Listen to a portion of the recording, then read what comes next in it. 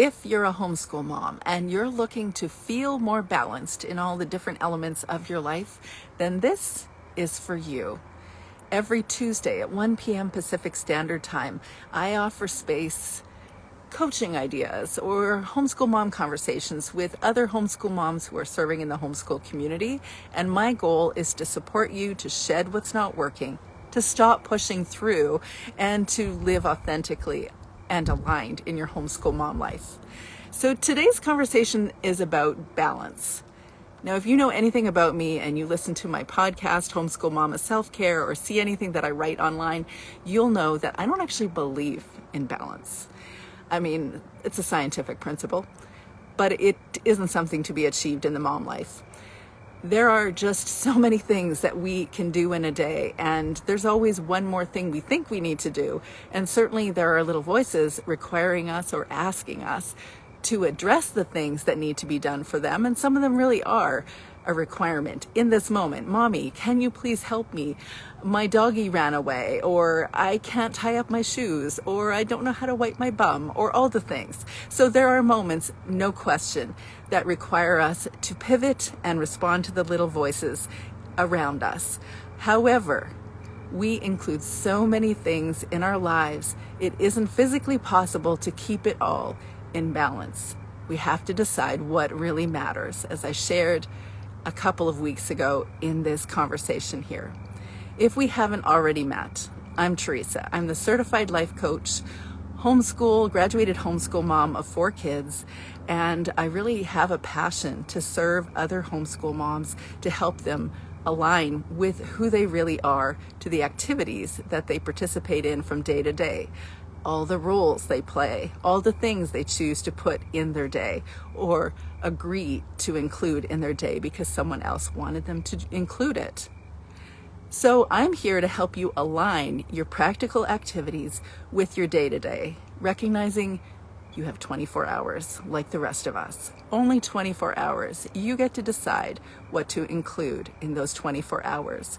You get to decide how to include them and how to feel in them. So this discussion of balance, I'd love to hear your first thoughts, what your experience of balance is, or if you have a particular scenario in mind that feels out of balance. Just this morning, one mom in the Confident Homeschool Mom Collective was sharing about her interests, the things that she really loves about her life before she was a mom. She was a yoga instructor, and she also finished her Bachelor of Science I don't remember the exact degree, but a specific science degree. And she really enjoyed all the things that she was doing before she became a homeschool mom. Then when she became a homeschool mom, all the demands, the expectations, what she thought she needed to do kind of clouded her potential to do the things that she also wanted to include outside of that. So she just didn't do them. Nobody made time for her. Nobody said, you should really leave and do something for yourself, include something for yourself. Nobody said that, so she just didn't do it. And she's really feeling like she's missing out on the things that used to matter to her, even though she loves her role as a homeschool parent. If that's your experience, then know that you're not alone.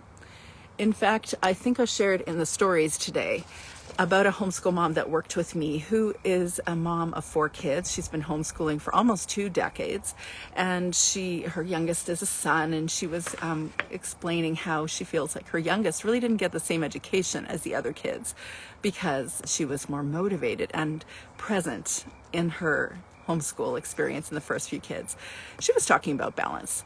She said, after many years of survival mode and heavy pressure to do homeschooling in a certain way, I've lost enthusiasm to homeschool. I was feeling depleted and looking to creating a homeschool that really was identical to what I was doing earlier in my family life. But I just don't have the enthusiasm to do it anymore. It was really helpful to have your support, perspective outside of my husband and family, because letting go of that self-driven pressure and guilt that I felt didn't help me. I evaluated what was on my to-live list, as you said, instead of my to-do list, and why those things were even there, why I included the things I did. trying to put into perspective why I'm doing what I'm doing and why I want to do the things on my list, it helped me to think about what's essential and what's not, what really matters. And letting that pressure go was so helpful. I'm feeling much more balanced. Now there's that conversation point again, balanced, feeling balanced. Coaching has helped to reassure my path, and I find myself moving back into the space of doing things that I loved before I became burned out. So that's one mom's experience. The one mom in the Confident Homeschool Mom Collective was just talking about trying to find more space to include things that matter to her. I've noticed over the course of time that we get caught up, as I was saying earlier, in the expectations of what other people think we should be doing in our homeschools. We also get caught up in responding continuously to the demands of our kids, which is very easy to do, but to the exception of our well-being. So I thought I would share a tool for you, which I will call From the Coach's Corner, that can really help you discover who you are outside of your homeschool mom role. It's a super simple exercise, but it's clarifying. So if you have a journal, grab a journal. If you're around me, you'll always have a journal. Here's how it works. First, make 4 columns on your page. In the first column, write down the key areas of your life, the ones that are frequently on repeat, like addressing your health challenges or your well-being challenges. I know you're doing it because you're probably eating and drinking coffee or something. So what are the major areas of your life you want to address? There's your health, your relationships, your homeschool, possibly a career if you have one, maybe your finances, your emotional life, whatever is important to you. Then in the second column, write down the values you currently operate from in those areas. So if you're unsure what values you may have, you can always head over to the Confident Homeschool Mom Collective on Patreon. There's a free membership, and in that free membership, I'm going to include a list of values. From A to Z, there's a lot of possible values, but what are the things that matter the most to you? Ask yourself, what matters most to you in life, especially in these key areas? So you can head over there to the free membership and check out value words. But our goal in the second column is to actually ask ourselves in the key areas of our lives, our health, our relationships, our homeschool, our career if we have one, finances, emotional life, all those different areas. What do you truly value? Now, I don't mean the things that you say, this is what I want to value. What do you actually value? I clearly value empathy, or else I wouldn't be in this space trying to show up intentionally for people and really listen to people. It is a default setting for me since I was born. I'm curious what you would say is a value. I certainly value these 3 things that you hear me say on repeat: authenticity, confidence, purposefulness or intentionality. I value creativity. In my homeschool, I valued freedom. What is something that you value? In each of these different areas, all of these different elements of your life, what do you value? What do you see that you're actually, what actually is your operating manual as a value?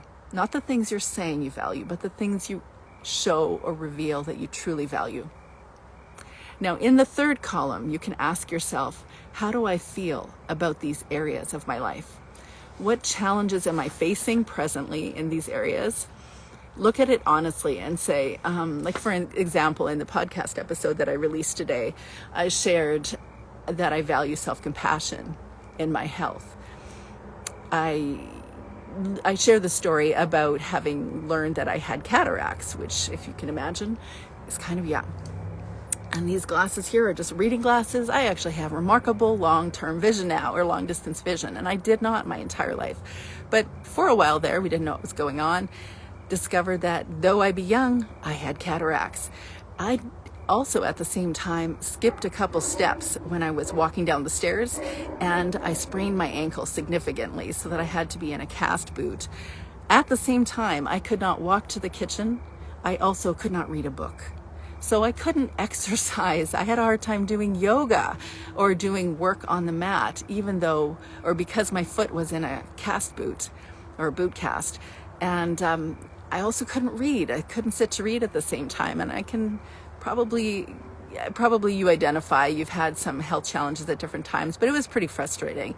And I wanted to get things done. And my tendency is to be productive and be creative in my life. And I couldn't do the things that I wanted to do. So I had to lean into that value of self-compassion. And that's what I did, is that I allowed myself to accept the fact that I really didn't like the scenario I was in, that I probably was going to have to wait a few months to be able to do everything I wanted to quickly. I would have to accept the challenge of it, but at the same time, I could give myself compassion, learn to use voice to text, and do various things, exercise activities that were not really hardcore, but just made me feel like I was doing something. But I was giving myself self-compassion. I valued self-compassion for my wellness. And so that was a value that I attach in that key area of my life of health and well-being. So in the third column for you, you can ask yourself, how do you value, or what are the values you have in those key areas of your life? And if you're experiencing a challenge right now and things aren't quite happening the way you would like them to be, that the value is not aligning as perfectly as you'd like it, you can ask yourself, how can I prioritize what you know is the most aligned and true and still be accepting of the things that you can't change? A common conversation point that I hear with homeschool parents is that they want to have separate space for themselves, but they do not have the time to do it.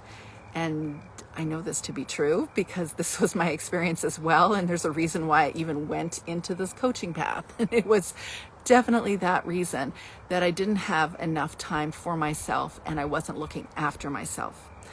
And I'm very well versed on you don't have enough time to do what you need to do for yourself.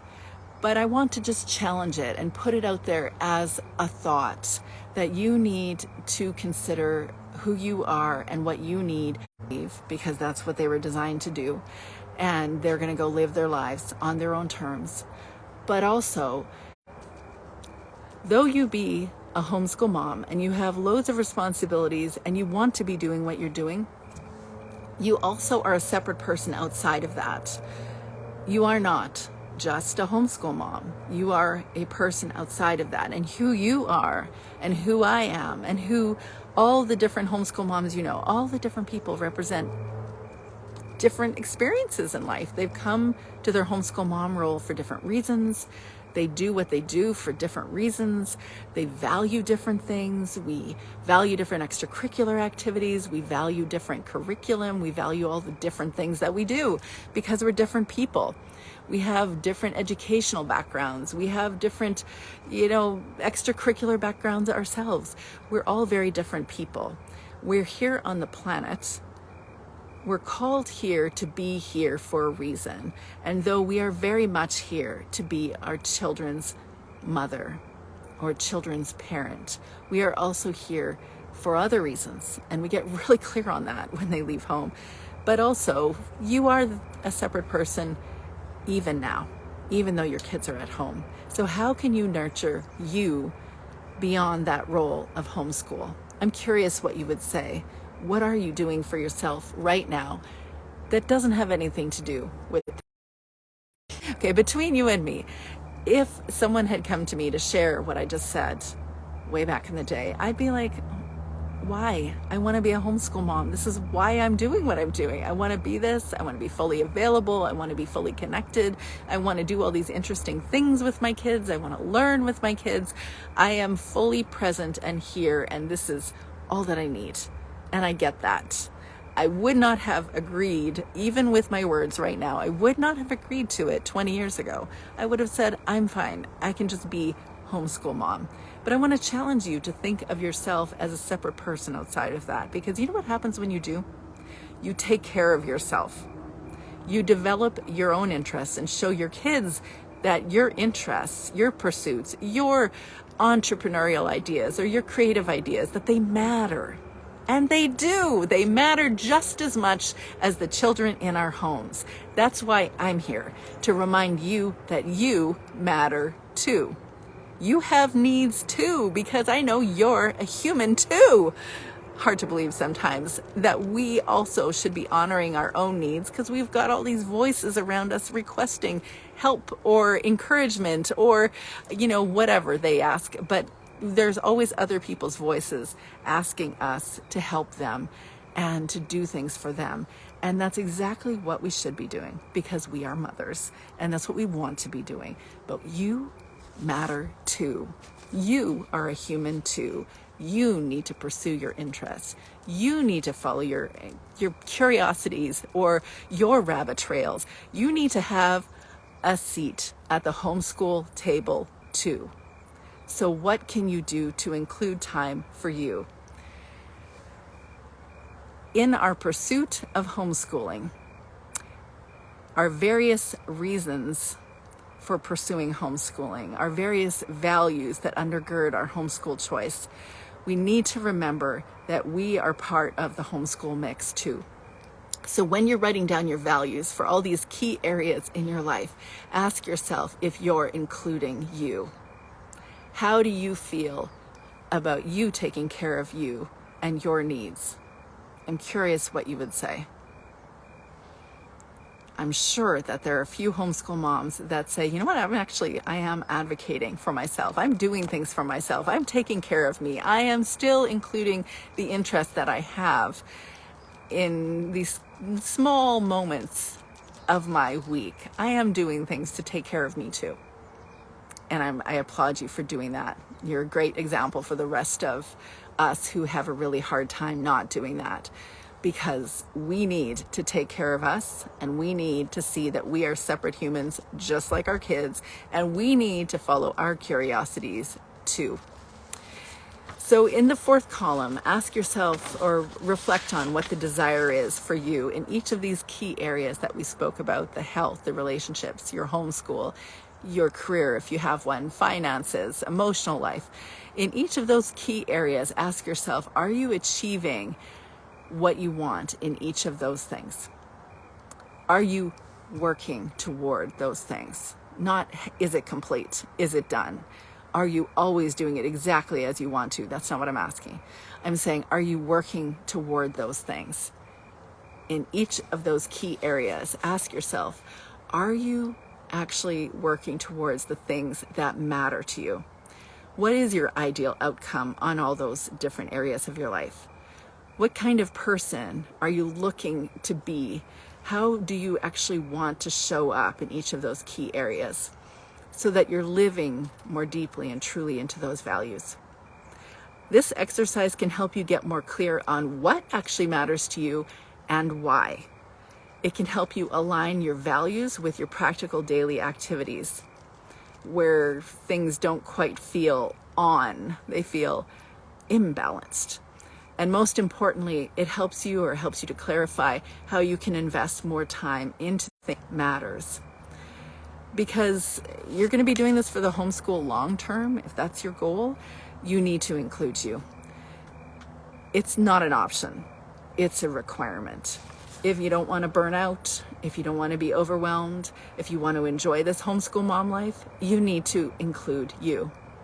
If you'd like to go deeper or have a conversation with me about these ideas one-on-one, I'd love to chat so you can learn more about coaching, and also I can help you get clear on what it is you're going toward.